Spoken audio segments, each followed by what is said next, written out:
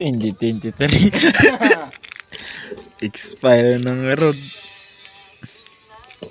Saan nakikita yung expire nito? Expiration. Ay, ito nga, ano?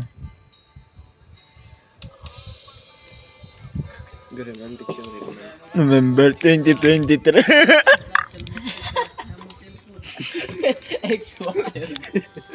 Isang taon nang expire.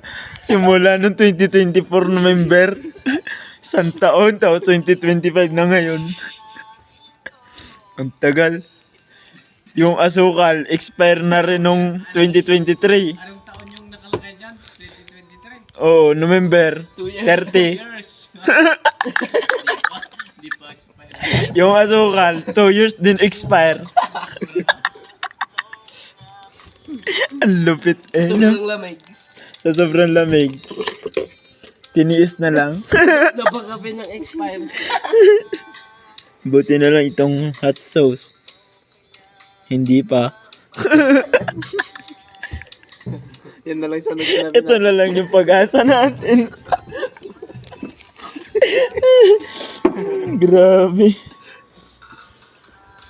Mayroon pang isang hindi expire. Tingnan nyo kung nagbubula yung bibig nyo. Wala ano. Sabi yan ni Lord. Timpla pa tayo ang tig-isa. Isa pa. Kaya na ba yun?